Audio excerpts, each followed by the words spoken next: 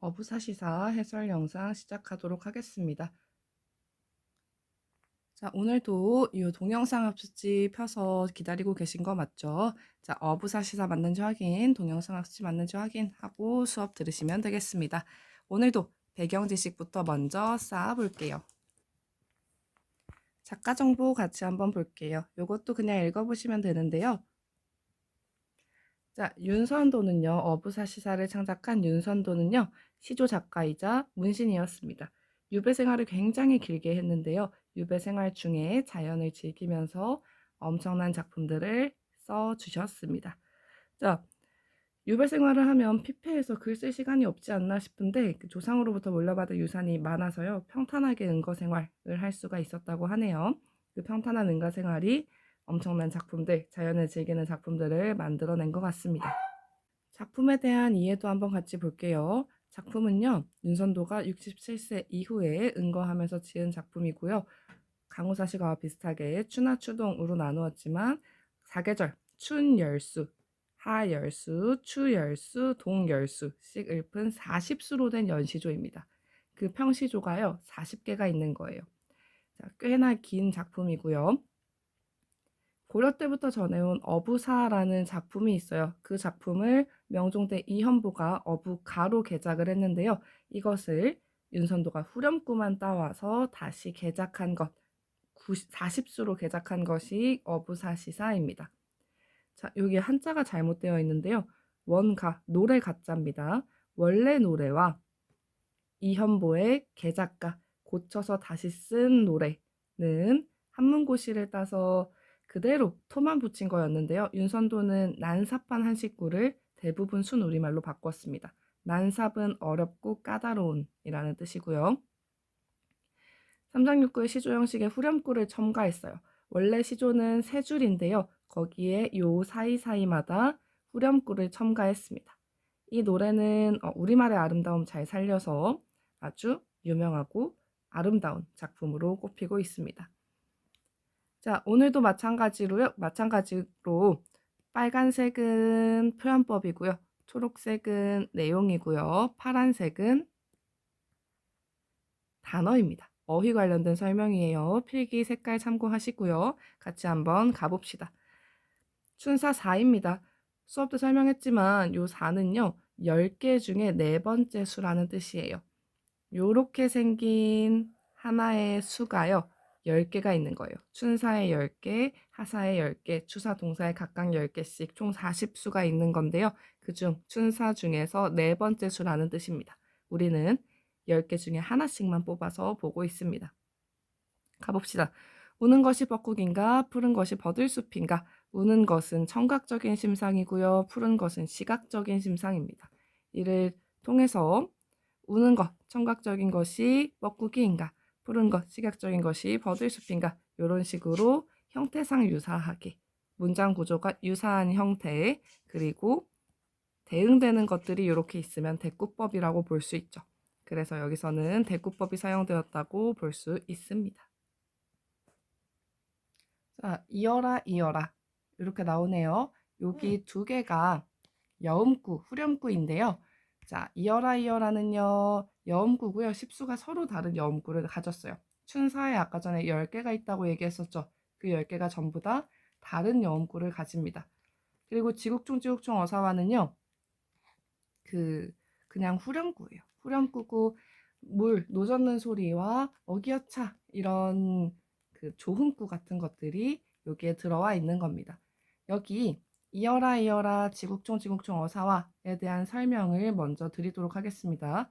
요 밑에 내려오시면 이렇게 작품 구성상의 특징이 나와 있어요. 얘부터 먼저 보겠습니다. 어부사시사는 각 수마다 그 계절마다 펼쳐지는 어촌의 아름다운 경치, 흥취가 잘 드러나 있는데요. 초장, 제일 첫 번째 줄 다음의 여음은요. 아까 이어라 이어라였죠. 배의 출항에서 귀항까지의 과정을 보여줍니다. 배가 떠나는 것부터 다시 돌아오는 것까지의 과정을 보여주는데요. 이를 통해서 작품을 유기적으로 연결합니다.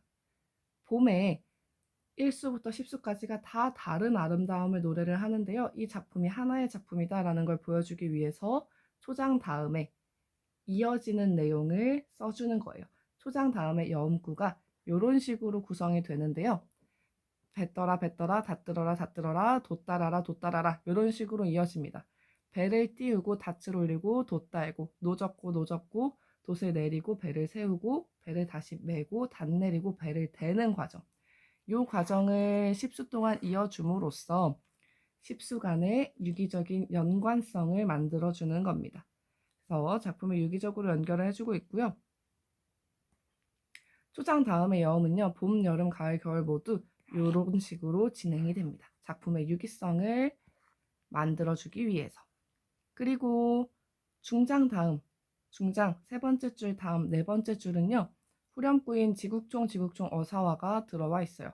지국종은요. 찌그덕 찌그덕 이런 노젓는 소리를 표현한 거고요. 어사화는 어기어차와 같은 그냥 조흥구입니다.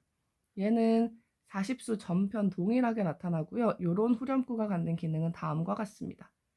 운율을 형성하고요. 운율을 형성하고 노젓는 소리, 뭐 지국종 지국종 이런 의성어를 사용함으로써 현장감을 부여하고요. 여기엔 뭐가 들어갈까요? 한번 생각해 볼까요? 첫 번째, 시조 전체에 통일감을 부여합니다. 아, 얘네가 다 같은 작품이구나. 이런 안정감을 부여하고요. 그리고 평시조는 그 세 줄의 단조로움이 있었어요. 근데 그 단조로운 흐름에 변화를 줍니다. 요 사이에 무언가를 끼워 넣음으로써 자, 요런 효과가 있는 후렴구, 여음구를 봤습니다. 위에 가서 후렴구, 여음구를 제외한 나머지 구절들 한번 볼게요. 우는 것이 뻐꾸기인가 푸는 것이 버들숲가 어촌 두어집에 어툰 두어집이 넷 속에 나락들락 어촌의 두어집이 넷 요거 안개였죠. 안개 속에 들락날락 하는구나. 지금 어느 자연 속에 들어가 있는 것 같은데 뻐꾸기가 울고 아름다운 푸르른 버들숲이 흐드러져 있고 어촌의 두어 집이 안개 속에 들락날락한데요. 안개가 쭉 내려와서 집이 보일락말락 보일락말락 이렇게 평화로운 분위기가 이어지고 있습니다. 맑은 깊은 소희 온갖 곡이 뛰논다. 맑고 깊은 소 뭐예요? 연못이죠. 연못에 온갖 고기가 뛰논다. 봄 어촌의 생동감, 생명력 이런 것들이 느껴지죠. 맑고 깊은 못에 고기가 막 뛰어놀아요. 아, 어촌의 생동감과 생명력이 느껴지는구나. 이렇게 보시면 됩니다. 하사로 가볼게요. 연잎이 밥 싸두고 반찬을 한 장만 마라. 연잎에 밥을 싸고 반찬은 준비하지 마라. 라고 얘기하네요. 어때요? 소박하죠? 소박한 음식으로 만족하는 태도가 드러나 있고요. 이런 태도들은 우리는 요렇게 저번 강호사시가에서 배웠던 단어로 표현할 수가 있겠죠. 소박한 음식을 나타내는 단어들입니다. 단사표음 기억나시나요? 소쿠리의 음식, 표주박의 음료, 물이었고요. 박주산채는 안 좋은 술과 산나물이라는 뜻이었죠. 다 들어라 여기도 그 배의 출항에서 귀향까지의 과정을 이어져주는 여음구가 들어가 있는 거 보여줄 수 있습니다. 이것의 효과 아까 전에 봤었죠. 작품 전체에 유기적인 통일감을 줍니다. 청량립은 써있노라 녹사이 가져오냐 삿갓 청량립은 삿갓이고요. 녹사이는 도롱이였죠. 우비였어요. 삿갓은 이미 쓰고 있노라 도롱이를 가져오느냐 소박한 어부의 옷차림, 안분지족하는 태도도 볼 수가 있습니다. 무심한 백구는 내 줬는가 제 줬는가 여기서 백구 뭐예요? 갈매기예요. 갈매기 그 하얀 색깔 강아지 아니고 갈매기입니다. 무심한 요런 단어 너무너무 자주 나와요. 욕심 없는 이라는 거 알고 계셔야 되고요. 욕심 없는 갈매기가 내가 저를 쫓는가 제가 나를 쫓는가 이렇게 얘기하죠. 내가 먼저 가고 있는지 그래서 갈매기가 나를 쫓는 건지 갈매기가 나를 쫓는 건지 이거 다르게 써야 되네. 자, 갈매기가 나를 쫓는 건지 내가 갈매기를 쫓는 건지 모르겠다는 거죠. 선우를 따질 수 없을 정도로 얘네가 하나가 되는 모습을 그려내주고 싶었던 거예요. 나와 갈매기가 하나가 되는 모습을 보여주고 싶었고요. 이런 것들은 물화일체의 태도가 드러나 있다라고 볼 수가 있겠습니다. 보통 고전시가에서의 백구는요, 이 갈매기는요, 자연물을 상징을 해요. 자연 속에서 평화롭게 노니는 아이. 그래서 그런 아이와 내가 하나가 됐다는 거는 자연과 내가 하나가 됐다라고 이해해 주시면 됩니다. 추사로 가볼게요. 수국의 가을이 드니. 수국은 보길도예요. 화자가 있는 곳을 뜻하는 지명이고요. 화자가 있는 곳에 가을이 드니 고기마다 살쪄 있대요. 고기마다 살쪄 있는 건 풍요로운 모습을 드러내준다고 했죠. 가을 어촌의 풍요로운 모습이 잘 드러나 있고요. 여기도 여음구 그대로 나와 있고요. 만경딩파에 쓸까지 용여하자. 만경딩파는 넓고 맑은 물이라는 뜻이에요. 쓸까지 실컷이란 뜻이죠. 실컷 용여하자, 놀자란 뜻입니다. 용여는 아무 것에도 거리끼지 아니함이라는 뜻인데 놀자는 거죠. 마음 편히 놀자. 지국종 어사와 후렴구 나와 있고요. 인간을 돌아보니 뭐도록 더욱 좋다. 인간은 인간 세상, 속세를 뜻하죠. 이 자연에 와서요. 속세를 돌아보니까요. 멀수록 더욱 좋대요. 자, 아주 맑은 물에서 마음껏 놀고 있어요. 마음껏 놀다가 저기 뭐 우리를 예로 한번 들어볼까요? 어디 계곡에 놀러 가서 막 자연 속에서 놀다가 학교를 생각해 보세요. 학교나 아니면 학원, 내가 가야 할 곳, 힘들게 가야 할 곳들 이런 걸 생각해 보면 멀수록 더욱 좋다는 생각이 드시죠? 속세를 돌아보니까 멀수록 더욱 좋다 라고 얘기를 하네요. 속세와 거리를 두고자 합니다. 속세와 멀리 떨어지고자 해요. 그래서 탈속적인 태도, 속세에서 탈출하고 싶어 하는 태도, 탈속적인 태도가 드러나 있습니다. 동사 마지막으로 갈게요. 간밤에 눈 갠 후에 경물이 달랐고요. 간밤에 눈이 개고 난 다음에 보니까 풍경이 완전히 달라져 있겠죠. 밤에 눈 내린 다음에 아침에 일어나서 보면 온 세상이 하얘져 있죠. 어촌의 풍경이 눈에 덮였다는 표현이고요. 앞에는 만경유리, 뒤에는 천처복산이래요. 앞에는 넓고 맑은 바다, 뒤에는 천처복산, 겹겹이 둘러싸여 있는 흰 산을 뜻하네요. 얘네는 눈 내린 전경을 비유하는 대표적인 시어들이에요. 만경유리, 천처복산. 자, 보시면요. 일단 요 푸른 바다와 흰 산, 흰 눈은 색채 대비가 드러나 있는 부분이고요. 요 대꾸법도 파악하실 수 있겠죠. 모에는 모에는 모 이런 식으로 이렇게 대응되는 식구들이 있고 비슷한 문장 구조를 사용했기 때문에 대꾸법이라고 보시면 됩니다. 지국총 어사와 마지막 봅시다. 선계인가 불계인가 인간이 아니로다. 지금 앞에는 넓은 바다가 있고요. 뒤에는 하얀 색깔 산으로 막 뒤덮여 있어요.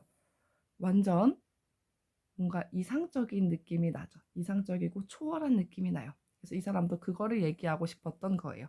선계인가 불계인가, 신선의 세계인가, 부처의 세계인가, 인간이 아니로다. 인간 세상이 아니다 라는 걸 얘기하고 싶었던 겁니다. 선계와 불계는 그 이상세계를 뜻하고요. 인간의 세상과 대조되는 자연의 아름다움을 표현하기 위해서 이거는 인간 세상의 것이 아니다. 신선의 세계인 것이거나 부처의 세계 것처럼 굉장히 멋지다, 이상적이다 이런 것들을 얘기하고 있는 겁니다. 요 인간이 아니로다라는 표현은요. 이백의 한 시인 산중문답에서 인용한 표현이에요. 이렇게 유명한 구절을 인용하면요. 관습적인 표현이라고 얘기를 합니다. 관습적으로 자연이 너무 예쁘면요. 인간이 아니다. 인간 세상의 것이 아니다. 이런 것들을 얘기하죠. 관습적인 표현이 사용되었고 이렇게 작품은 다 보았습니다. 더 알아보기에서 한번 같이 볼게요. 자, 여러분 이렇게 정리되어 있는 주제 보면서 이상한 거 느끼셨나요? 네, 강우사시가 내용이랑 똑같죠. 강우사시가 내용이 잘못 들어온 겁니다. 여러분 이거 날리십시오. 날리시고요. 그 추나추송, 춘사, 하사, 추사, 동사의 그냥 핵심 내용만 아시면 될 것 같습니다. 이 주제 정리는 날리시면 됩니다. 요거는 보지 마시고 그냥 각 수에 어떤 내용이 있었는지 그것만 기억해 주시면 될 것 같아요. 내려갈게요. 작품 구성상의 특징은 아까 같이 봤었고요. 옆으로 넘어갈게요. 봅시다. 화자는 어때요? 화자는 지금 어떤 상황에 놓여 있나요? 이 작품의 화자는 실제 어부일까요? 아닙니다. 실제 어부 아니에요. 지금 어촌에 살고 있지만 실제 어부라기보다는 가짜 어부에 가깝습니다. 가짜 어부는 무슨 뜻이냐? 가짜 어부는요. 자연 속에서 묻혀 살면서 소일거리 하루를 보내는 일로 낚시질을 하는 사람들을 가짜 어부라고 해요. 어부인 척하면서 사실 고기를 잡는 걸 어부로 삼지 않고요. 그냥 자연을 즐기기 위해서 어부인 척하는 사람들을 가어옹이라고 우리는 부릅니다. 자, 이 사람은 지금 어촌에 살고 물에서 놀고 이런 생활을 하지만 이 사람은 낚시질을 어부로 삼고 있지 않아요. 가어옹은 무슨 뜻이냐면요. 가짜 고기 잡는 늙은이라는 뜻이에요.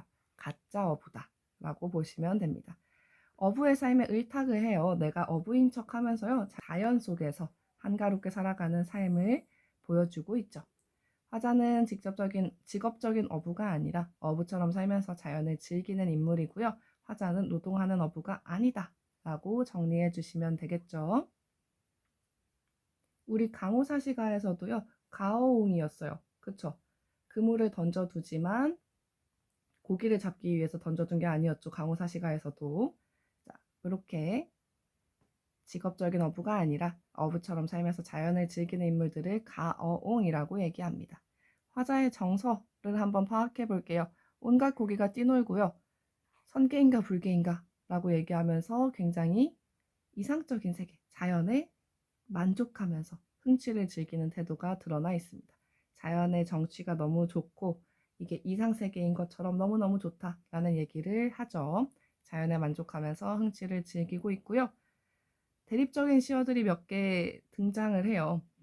자연은 이상향에 가깝고요. 속세, 인간 세상은 헛되고 시끄러운 곳으로 인식하고 있습니다. 자연은 긍정적이고요. 속세는 부정적으로 나와 있어요. 긍정적인 자연을 뜻하는 시어들은 만경유리, 천처복산, 선계, 불계 이런 것들이 있었고요. 속세, 부정적인 속세를 드러내는 단어는 인간이 있었습니다. 핵심 정리하고 마무리할게요. 평시조고요. 연시조입니다. 이 세 줄짜리 시조예요. 여음구, 후렴구가 들어가고요. 그 다음에 요게 40개가 있습니다. 요게 어부사시사의 특징이고요. 풍류적이고 전원적이고 자연 친화적이고 강호 한정적이에요. 강호 한정은 저번 시간에 얘기했죠. 자연을 한가롭게 즐기는 것. 제재는요, 자연에서의 어부 생활이고요. 사실 우리가 지금 다룬 4개의 수에서는요, 어부 생활이 잘 드러나 있진 않아요. 근데 전반적으로 40수를 전체적으로 보면 어부의 생활, 가짜 어부의 생활이 드러나 있습니다. 그래서 중심 소재는 자연에서의 어부 생활이라고 정리해 두시면 되겠고요. 주제는 자연 속에서 한가롭게 사는 어부 생활의 흥취가 주제가 되겠습니다. 초장, 중장, 종장, 그 초장과 중장, 여기랑 여기에 고려가요처럼 후렴구가 들어가 있습니다. 고려가요처럼 여기에 후렴구가 들어가 있다는 게 특징이고요. 요 아이들의 특징, 요 아이들의 효과도 같이 정리를 해 보았습니다. 자, 여기서는 대구법, 반복법, 의성어 사용 등 다양한 표현법을 사용했어요. 의성어는 어디서 나왔죠? 지국총, 어사와. 그래서 지국총에서 의성어 사용했다는 거 볼 수가 있었고요. 대구법, 반복법은 어디에 있었어요? 대구법은요, 우는 것이 뻐꾸기인가 푸른 것이 버들숲인가 거기랑 앞에는 만경유리 뒤에는 천처복산 이런 데에서 대구법이 나왔고요. 반복법은 후렴구가 반복되고 있죠. 지국총 어사가 반복되어서 흥취를 돋아준다. 뭐 평시조의 단조로운 흐름을 깨준다. 이런 여러 가지 효과들을 같이 봤었습니다. 자, 이렇게 해서 어부사시사 정리 마치도록 하겠습니다. 오늘도 고생하셨습니다.